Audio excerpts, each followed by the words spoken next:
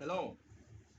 Welcome to 13 Universal Learning Beyond Barriers. Okay, so we are starting enzymes, part one. So, mode of action of enzyme. That's what we're doing in this video. Okay, we're starting with part one. Don't forget to have done cell structure and biological molecules. Work them out. Go to our YouTube channel. Make sure you share that. Okay. So now this is, you can see this is an enzyme. All right, these are enzymes working. You can see all of these are enzymes. What can you observe, guys, about the way these enzymes are working?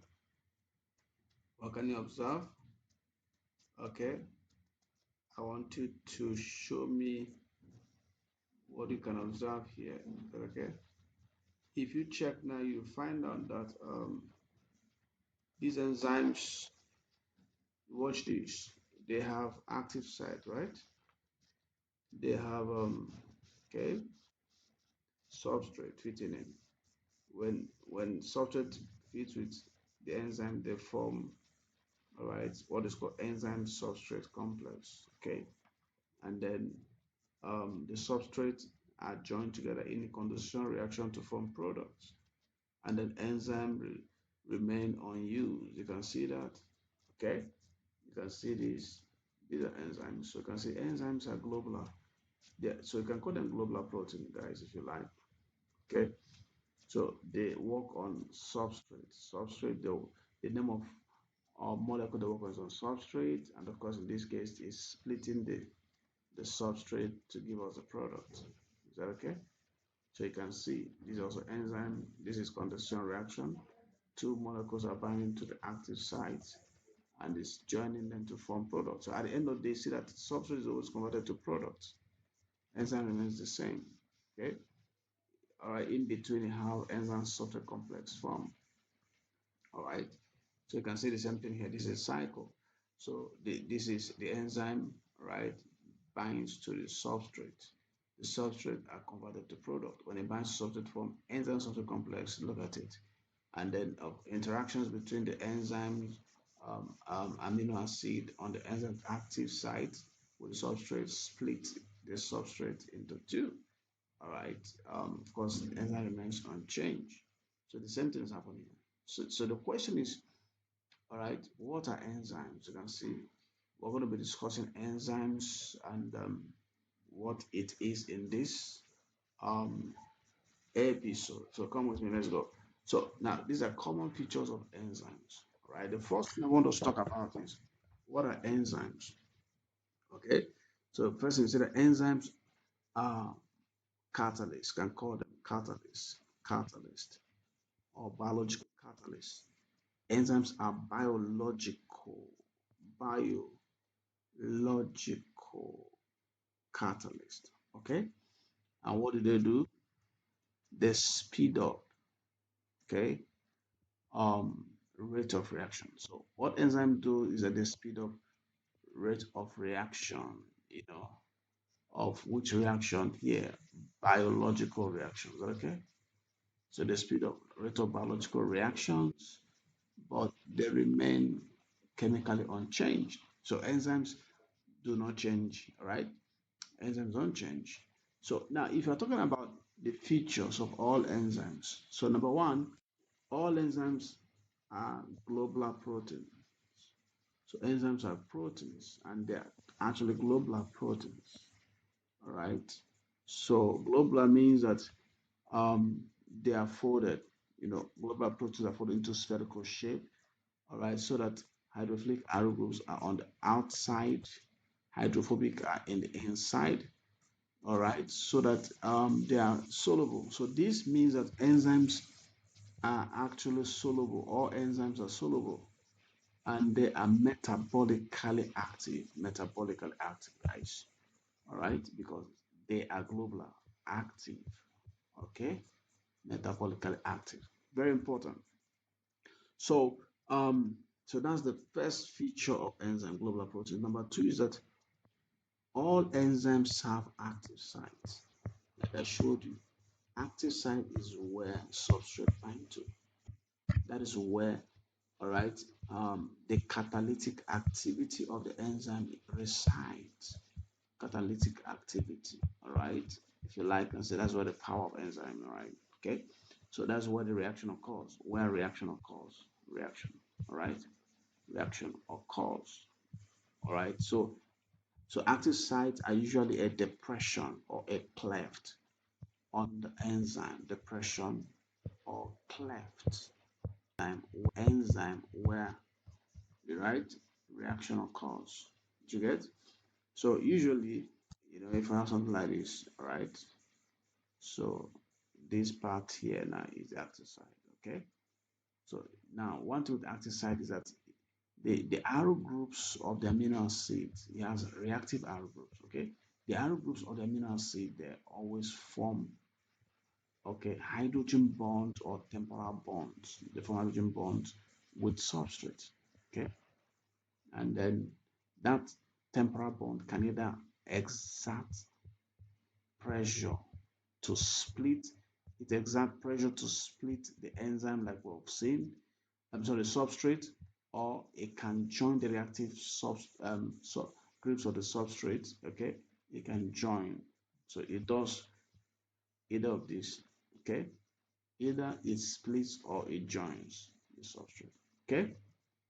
Now, all enzymes, very importantly, um, they have substrate, like I said. Substrate is what they work on, all right? Molecule they work on. So they always convert substrate to product, okay? All enzymes, very importantly, remember that they speed up rate of biological reaction. How do they speed up biological reaction? All enzymes do something. They lower, okay, lower activation energy. This is very important. So all enzymes lower activation energy. Okay. So activation energy is the minimum energy required for reaction to occur. So they lower it. Very key. They lower the activation energy. Is that okay? And that means that they make by lowering it, reaction can occur at lower energy. Is that okay? Yeah, lower energy. That means that it can occur at lower temperature, right? Because energy is directly proportional to temperature.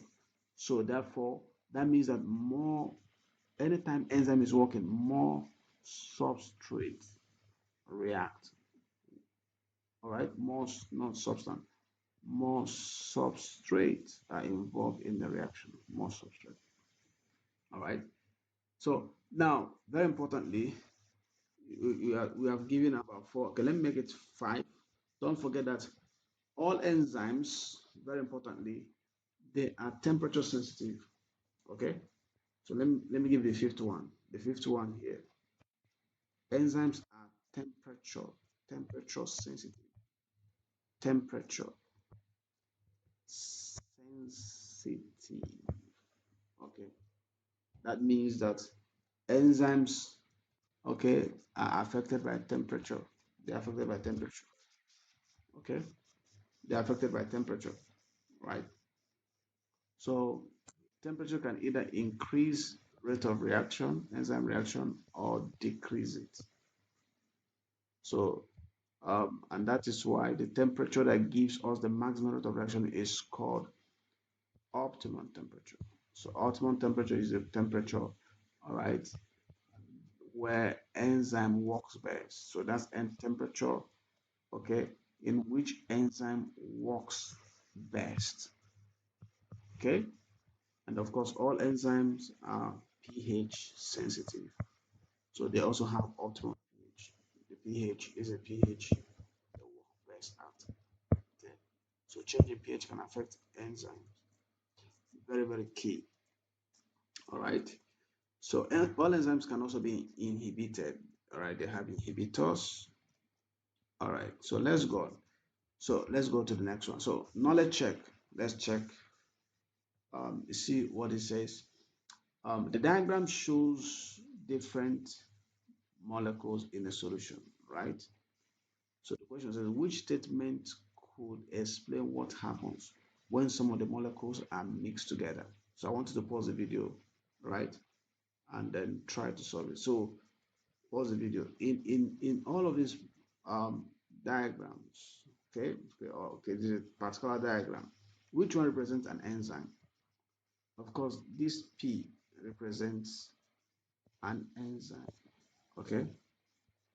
And of course, Q represents substrate. If you look at it, and then these two represent products. So once you are able to figure this out, why do I say this represents an enzyme? It has active site, you can see the active site. This can fit into it, and these two are split into, okay, S and R. So option A says, let me check something here, okay? Option A says, option A says molecule P forms um enzyme substrate complex, where is P, with non-competitive inhibitor. This is not the answer here, because if you are conversant, non-competitive inhibitor does not bind to the active site, binds to the allostatic site, all right? Mm. Q, and of course, if you check Q, Q is not, Q is a substrate, right? If it's going to be an inhibitor, it will be a competitive because it can bind to the active site. So that means A is wrong. If you go to B, it says molecule Q binds to molecule P, right? Q binds to P. Q binds to P, increasing the activation energy. Now, enzymes don't increase activation energy, they lower activation energy. So this is also wrong. Okay, C, molecule R and S binds to the active site of molecule P. R and S bind to the active site. Okay, yeah, it's possible that these two could also be substrate and they can form, all right, this product. Yeah, this makes sense. Okay, but let's check the other one. Molecule S and R are the product or the breakdown of P. Yeah, of course, um, molecule S and R.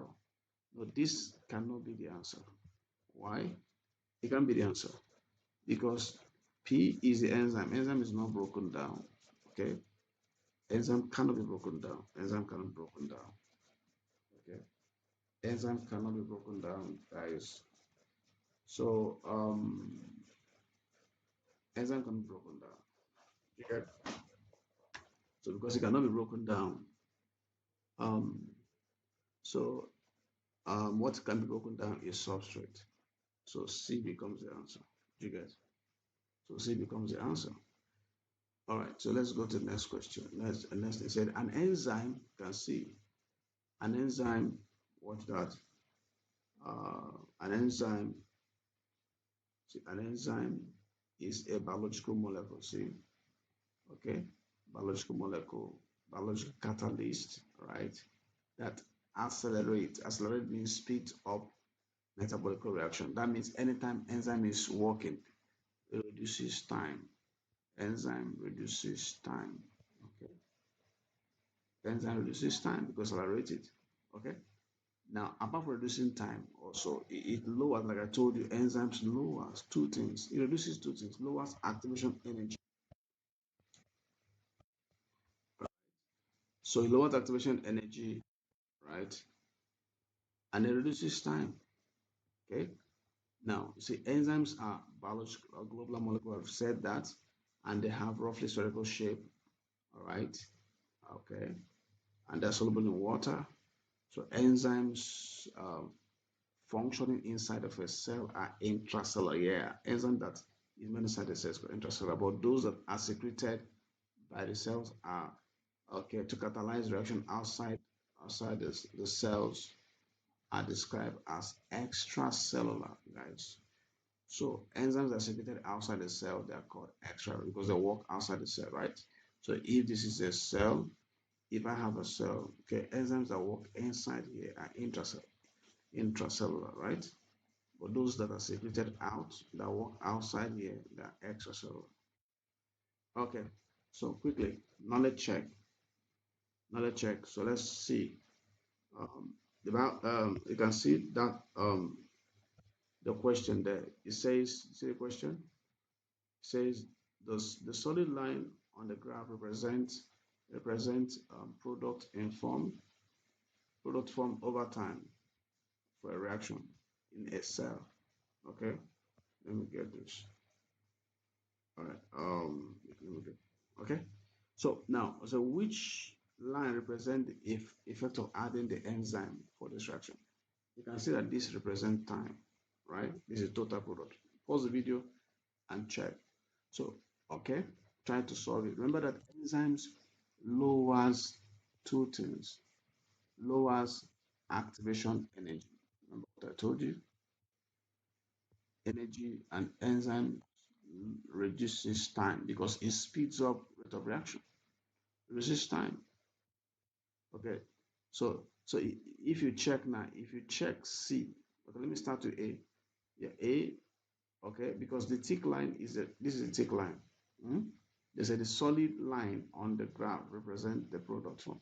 So this is a solid line, okay? So if you introduce enzyme now, this reaction will occur, but the time will decrease. That means that um, instead of being here by this watch, okay? So see what's happening here, all right? See that it's faster. More product are formed at a time, all right? So that means that it's shortening the time. The time to reach here, you see the time to reach here, all right? It reaches the same thing, all right? Reaches the same maximum total product form, but it speeds up. Okay, so in a short time, it's making a lot in a short time. So A makes sense, right? Okay, but B says it produces more. No, it doesn't produce. Enzyme does not produce more products. It just lowers activation energy and time. D says it lowers, produces less. No. C says it produces less. No. Enzyme doesn't produce less. It's just that it produces the same amount of product, but in a shorter time, right? So that means A is the answer because you can see that it still reaches the amount of product, but I can see can you see reaches, this is the product, can you see this is it, yeah, whether it is this or that, they will reach the maximum, right? Okay, but this is faster, okay, A is faster. All right, so let's go to the next question. It says, now let's check. Which statement describes an example of an extracellular enzyme? Remember, extracellular enzyme, possibly and try, that works outside the cell, outside the cell, okay? Outside the cell. So A says amylase in enzyme is an enzyme that catalyzes breakdown of starch, okay, in the mouth. Yeah, so mouth, amylase is secreted by salivary gland. It works in the mouth, in the mouth. So it must be extracellular, because it's outside the cell, extracellular. Okay. So, but if you check, B says carbonic anhydrase. Now, carbonic anhydrase helps in the transport of carbon dioxide in blood. So, that enzyme is inside red blood cell because red blood cell transports, right, CO2 and oxygen. So C says DNA polymerase is an enzyme that helps build up DNA molecules from nucleotide. So this happens in the nucleus. Nucleus is inside the cell.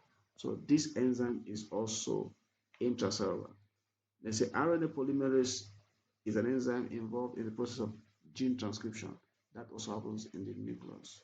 And they're all inside the cell.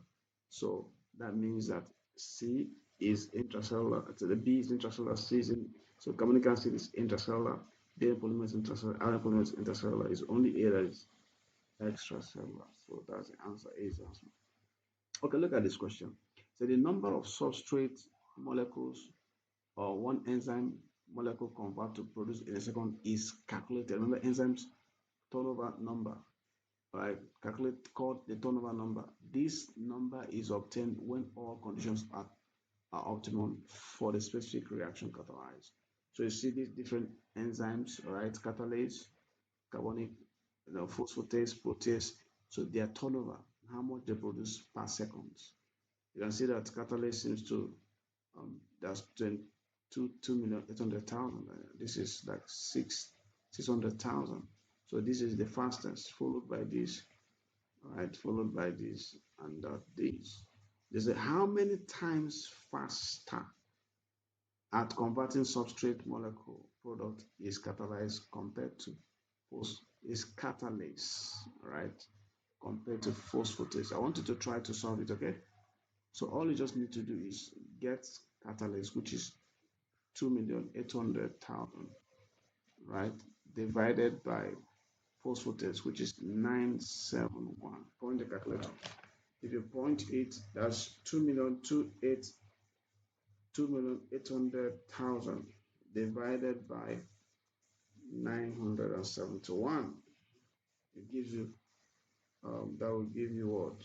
Okay, 2,800,000 divided by 971, and that gives you it gives you 2883.6.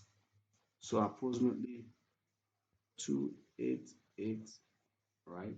4. Okay, approximately 4. So the answer is C. Okay, all right, let's go. So see another enzymes have specific active site that are complementary and some of the enzymes to the shape of the substrate. So enzymes are substrate specific, right? So the substrate is held in place at the active site by weak hydrogen bond. I said it.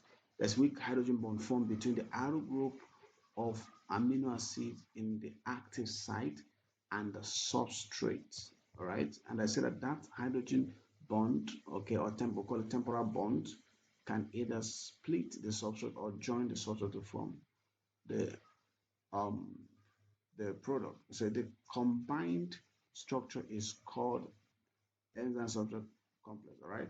So you see, this is enzyme, right? All right. When enzyme combines with the substrate, it's going to form something like this, right? Okay. So this is called enzyme substrate. So this is the substrate, okay? Right. So this is enzyme. This is substrate. Okay. This is enzyme substrate complex. Complex. Complex. Right. Complex. So um, at the end of the reaction, you see that let's assume this hydrolytic reaction. So that hydrogen bond, temporal bond between the substrate and the R group of the active site of the amino acid active site of the enzyme can split it, this substrate, into two, right? So that's product, okay? Product. So this is product because that's our product. Product here. So let me use this. Okay, that's our product. That's the enzyme. You can see that substrate decreases as reaction continues. Substrate decreases, product increases, enzyme remains the same. So when we say during enzyme reaction, when you mention substrate, the concentration of substrate will decrease because it's being converted to product. The concentration of product, right, increases, and of course, enzyme is chemically unchanged, concentration remains the same. Okay. All right. So having said, see, now we mentioned activation energy also, that it is the energy required in any chemical reaction to break the bonds in a reactant molecule so that the new bonds are formed to make the product. An enzyme lowers activation energy required for the reaction. Okay. However, overall energy released during the reaction is maintained.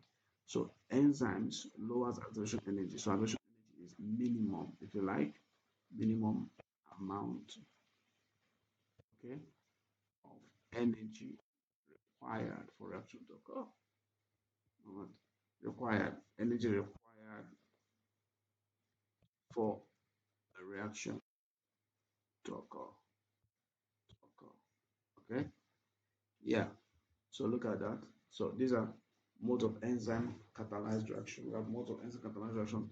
We have lock and key, right? So in lock and key, the shape of the active site is precise and complementary with substrate. So So in lock and key, okay, substrate that are not so the substrate must be complementary. You can see that. Okay. So when it binds to it, it forms ES complex. Remember that the substrate is complementary to the active site.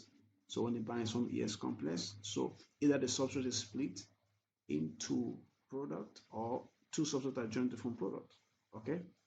So that is it. So if you check also, you see induced fit model, the enzyme active site is not initially an exact fit to the substrate molecules. However, the enzyme molecules are more flexible, all right?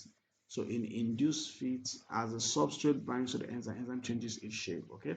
So they're more flexible and can change shape slightly as the substrate enters the enzyme. This means that the enzyme molecules will undergo conformation change. Yeah, the conformation change as the substrate combines with the enzymes as the site. That's what's happening here to form ES complex. So watch this, guys. So you see that this substrate is not complementary, not complementary. So, but as the substrate binds to the active site, the active site will undergo change in shape and the mold around. You can see it is molding around, right, to fit the substrate.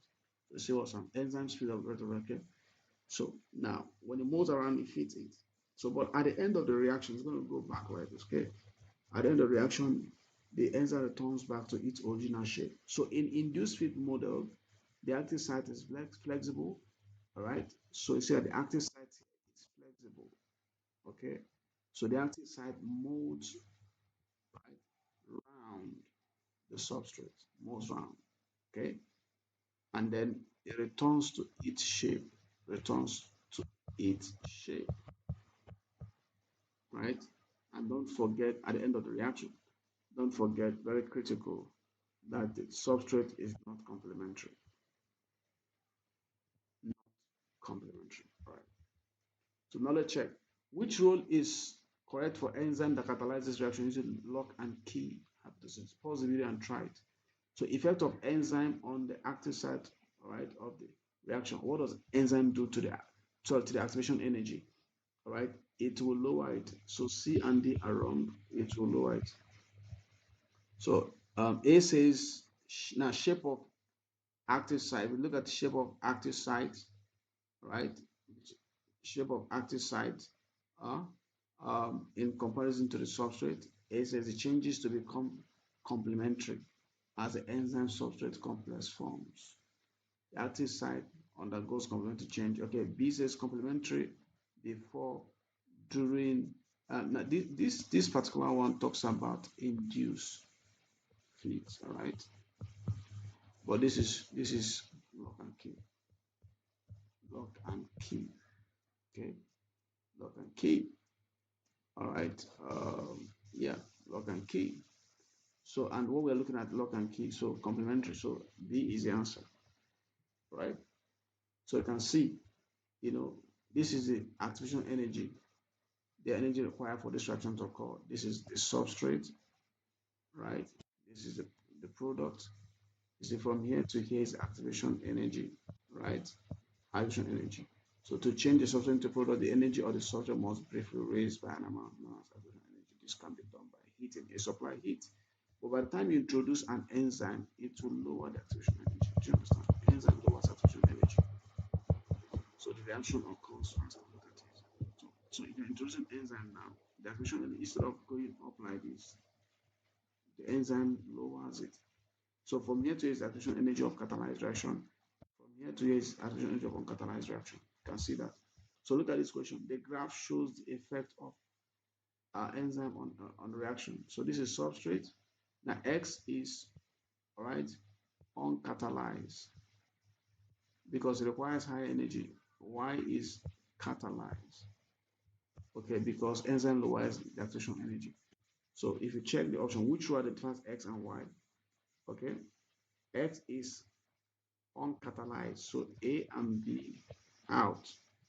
I'll have C and because X is uncatalyzed, right? But Y is catalyzed, right? And then energy, overall energy release during the reaction is this, that's enthalpy change or energy release. So that is why D is the answer. C is not the answer. Okay. So which region on the graph shows the activation energy on ends of an enzyme catalyzed reaction? Okay, so enzyme catalyzed is one that has lower activation energy, which is this one. That's uncatalyzed. This is catalyzed, right? This is uncatalyzed, right? So that should be B, right? Yeah.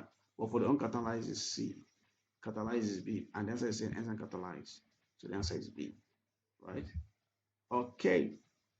You see, the effect that enzyme have on the rate of reactions can be measured in these two reactions by measuring the amount of product. Yes, if you want to determine rate of reaction is equal to either product form over time.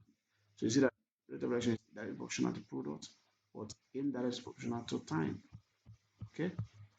All right. Rate of reaction is also substrate used over time.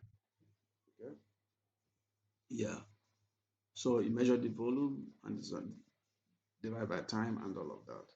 By measuring the rate of reaction, the reactant disappears from the reaction. The effect of enzyme on the rate of reaction can be determined. Okay. So look at this, and this appears when enzyme amylase is added. Now look at this, guys. So cost of reaction, initially there is a large number of substrate, and every enzyme has a substrate in its active site. The rate of reaction at the reaction occur at which reaction occurs depends on how many enzymes. Yes, all right, and the speed at which enzymes can convert substrate into product because we have more substrate available. So substrate is not a limiting factor, enzyme is a limiting factor. So at the speed at which the amount of enzyme and the speed at which enzymes can convert product and substrate to product and release it, that matters a lot, right? However, over time there are fewer substrate, okay, bind to the reaction gets lower until it eventually stops the reaction control is always fastest at the beginning. So if you check here, guys, so you can see the reactions go up. All right, the first 30 minutes. Okay, the reaction is very fast. Okay, and that's called initial. We'll call it initial rate of reaction. Initial rate of reaction. Okay, so reaction is moving very fast. So remember that if you are plotting product against time, product against time, right? You know that we have rate of reaction is equal to product over time. So that means that um, product against time will be product is equal to, right, rate of reaction. Okay, that's rate, okay, times time. You get, all right. We can calculate rate of reaction also. So by getting, for example, here now is rate of reaction is also product is 3. Is it 3? Okay, maybe 2 point something, 2.8 maybe over time 30. Okay, so initial rate of reaction is usually fastest, right? And is the most valuable because you have more substrate, less contamination. The graph is steeper, less product contamination, less product is formed. Okay, usually faster. All right, now look at this. The fixed volume concentration of substrate and were mixed, all the variables kept constant. The enzyme catalyzed reactions are left until it was complete. Which graph shows the rate at which the rate of reaction changes with time? Remember that pause the video and try rate of reaction is proportional with time. So the one that has negative relationship, which is C. Okay. Now there's positive relationship here, no. Positive and neutral, no. Positive and negative, no. It's usually negative, right? Yeah. So which statement describes some enzyme reaction? Enzyme hold reacting molecules so that their reactive groups are closer. Yes, you can pause the video and try it. In an enzyme catalyzed reaction, more molecules have more sufficient energy to react than without enzyme. Yes, reactions catalyzed by enzymes take place at lower temperature. Yes, because the activation energy is lower, so the temperature will be lower. Okay. Yes, so all of them are correct. Okay. So look at this. So what was the initial rate of reaction here? So if you trace this here now, very simple. Trace it as 3. So the initial rate of reaction is product over time. The one that has the steepest curve, right? Product over time. Product is what? 3. Time is 30. Cancel 1 over 10, which is 0.1. So the answer is B. Okay. So thank you for watching, right? I'd like you to look out for our other um, videos regarding enzymes. Okay. Bye for now. This is Shedro.